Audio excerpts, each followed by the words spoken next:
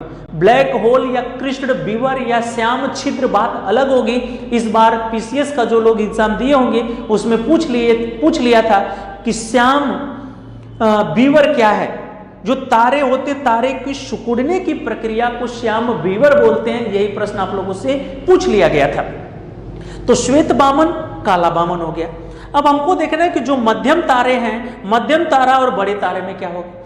तो मध्यम तारा और बड़ा तारा भी लाल दानव चरण में पहुंचेंगे और जो हाइड्रोजन बाहर का बचा रहेगा वो बाहर की तरफ प्रसार करेगा, लाल दानव बनेगा, लेकिन बीच वाला जो हीलियम रहेगा वो तेजी के साथ संकुचित करेगा। जब वो तेजी के साथ संकुचित होगा तो वो हाइड्रोजन से जो हीलियम बना है, हीलियम से वो कार्बन में परिवर्तित होगा, कार्बन से लोहा में तेजी के साथ परिवर्तित होता है। नाभिकीय संलयन की प्रक्रिया रुक गई रहती है और केंद्र पर बहुत तेजी के साथ विस्फोट होता है, जिसे हम लोग सुपरनोवा विस्फोट के नाम से जानते हैं। सुपरनोवा विस्फोट होता है, बताया जाता है कि जितना 10 गैलेक्सियां मिलकर एक बार में प्रकाश करती हैं उतना एक बार बड़ा या मध्यम तारा के मरने के उपरांत प्रकाश होता है, जिसे हम लोग श्वेत बामन के सुपरनोवा विस्फोट के नाम से जानते हैं। सुपरनोवा विस्फोट के बाद तारे का निर्भर करता है द्रव्यमान कि वो मध्यम तारा है कि बड़ा तारा है उस पर।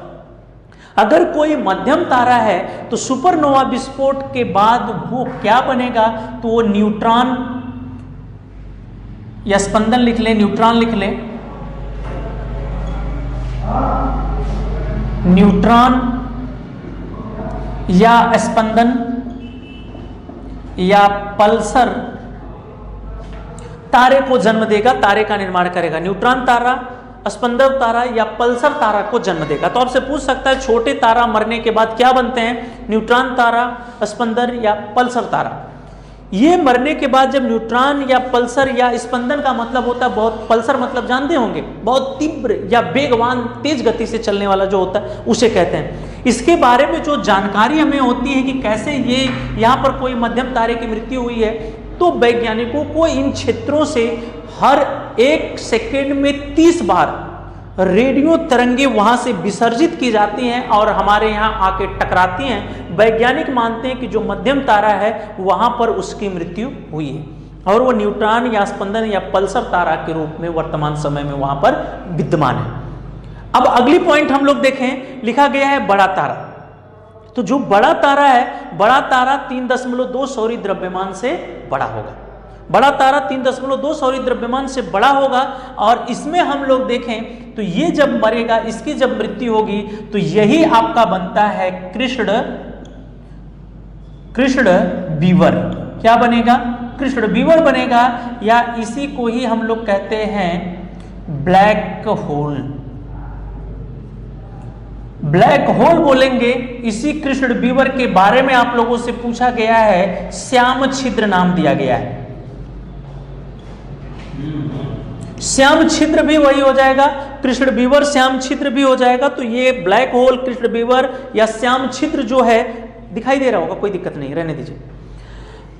कृष्ण बीवर, ब्लैक होल या श्याम छिद्र हो गया। तो ये चीजें आपको देखना है कि ये कब बनेगा। तो ये बड़ा तारा कोई जब मृत्यु को जन्म देता है तभी ऐसा होगा।